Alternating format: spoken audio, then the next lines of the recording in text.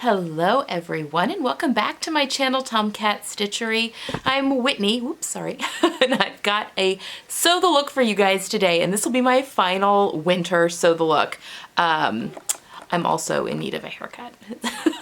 I was actually doing some a little bit more dramatic, well, number one, I wanted my hair back because I wanted to match the look of the sew the look that I'm giving you today, and I also had another rather dramatic piece of clothing that I made that I wanted to photograph today as well, and thought this was a little bit more dramatic, I guess.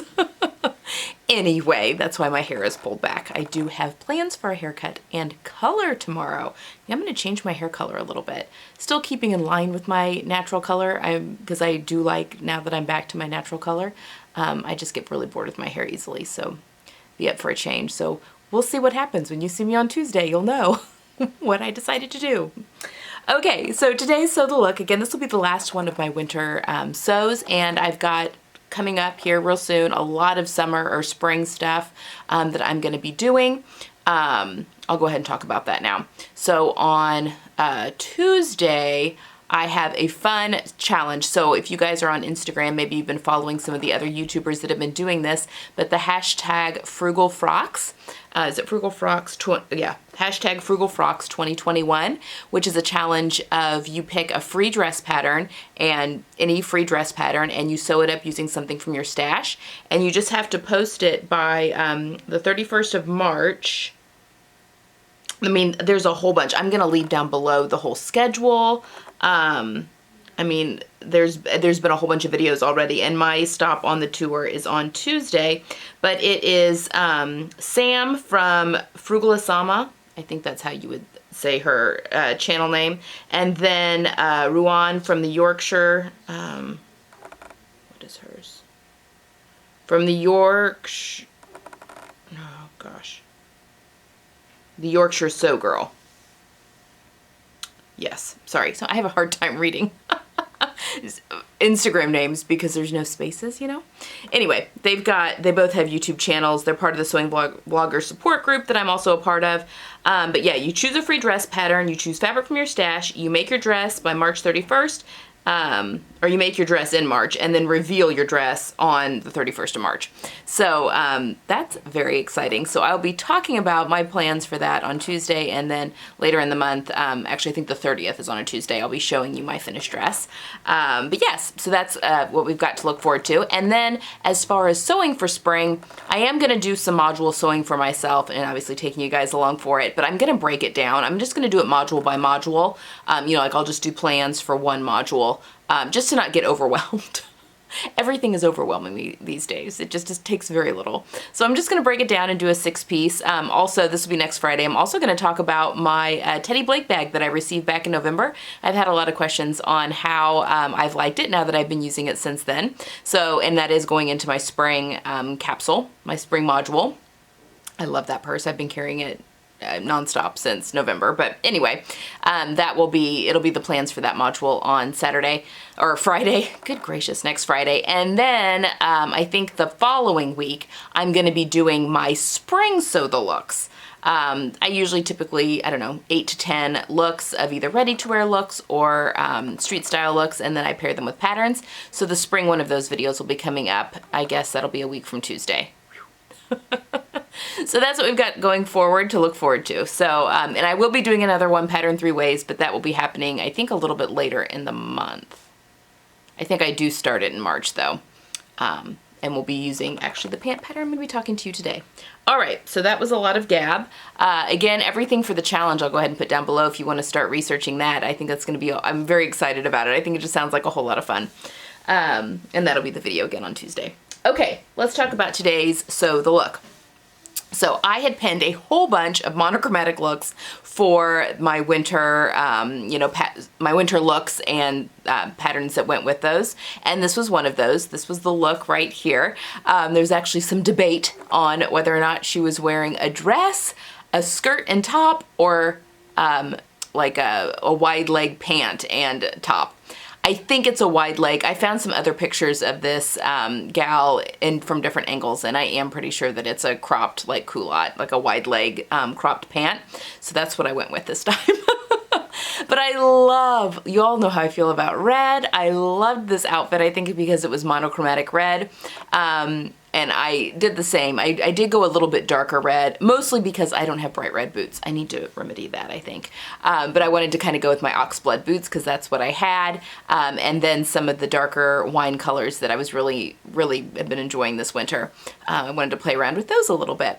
So, as you can see, this gal is wearing a long, oversized, presumably wool coat with a nice big lapel, and then she's got kind of an oversized chunky necked sweater with a wide leg swingy pants and the boots.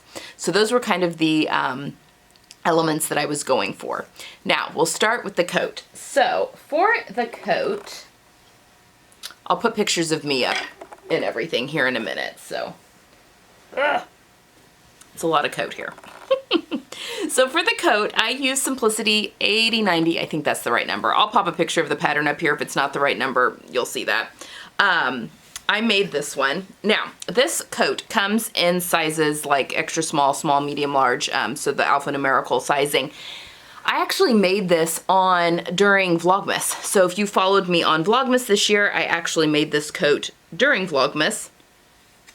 I'm also distorting the collar there. There we go. I sized down. I typically, in the alphanumeric in Simplicity, I will typically do a size medium. I went down to a size small just because there was so much ease, and I probably could have gone down to an extra small. This is a big coat. So if you're going to do this pattern, you know, we're probably getting out of coat making pattern unless you're in the Southern Hemisphere and getting ready to go into coat making weather. But yeah, I would definitely size down at least one size, if not more, because this is a big coat. So, nice big lapel. I did top stitching, if you guys can see, all the way around the front.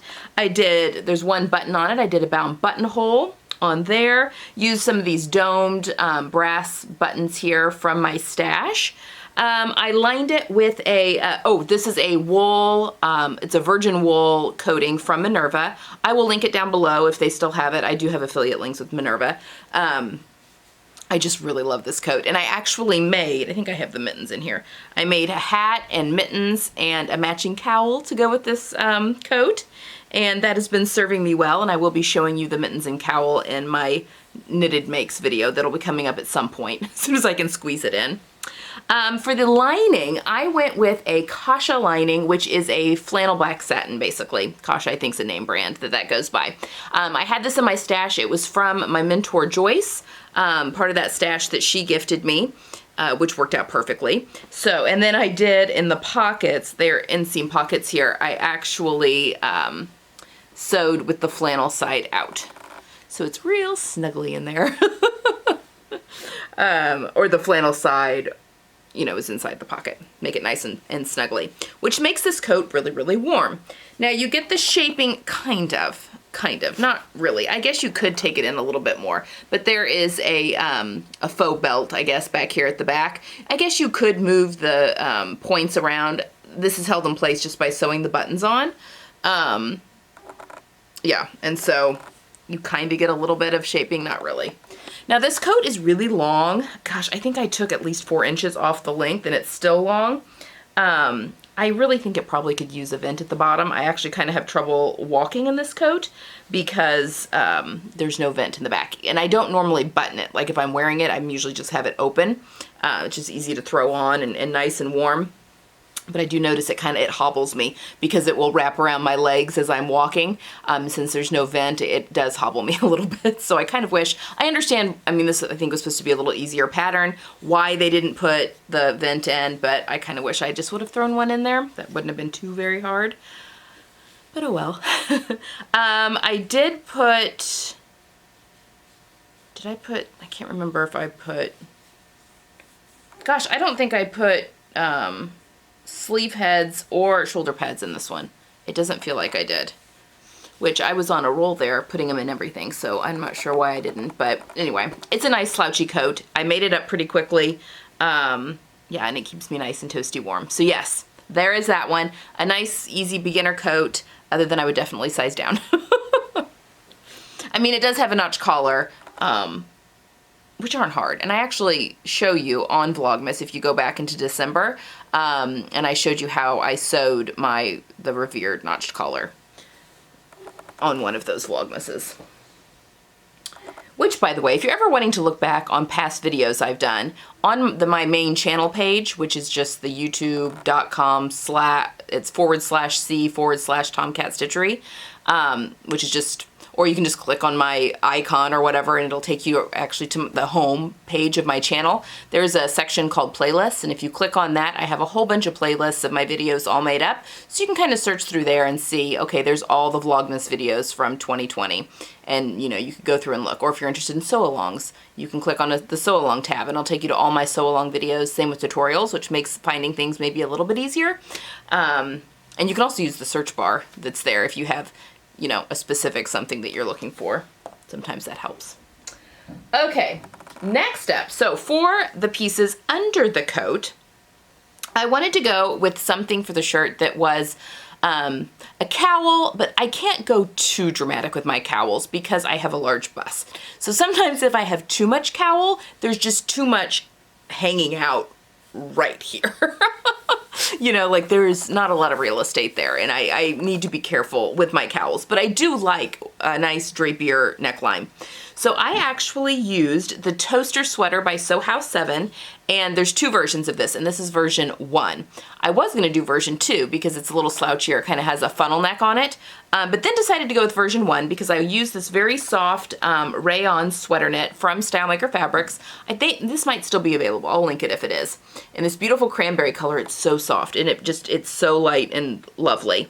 So this version is the raglan style sleeve, and then it has a funnel neck, and then a nice big cuff at the bottom of the sleeve, and then a band here at the bottom.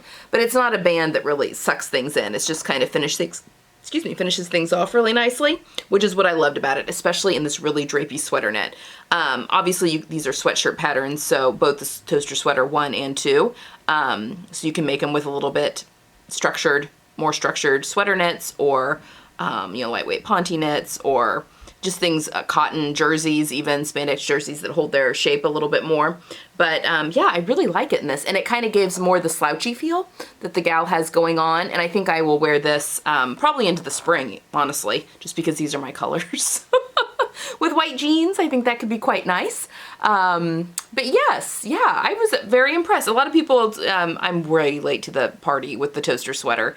A lot of people were like, oh, you just need to make it, just make it. And I bought it even forever ago, and just now getting around to making it. So this is the first Toaster Sweater 1, and I have another sweater knit, also from StyleMaker Fabrics. It's in a rusty orange color that I want to make Toaster Sweater 2 out of. And then I think I may do at some point, it may not even be till the fall.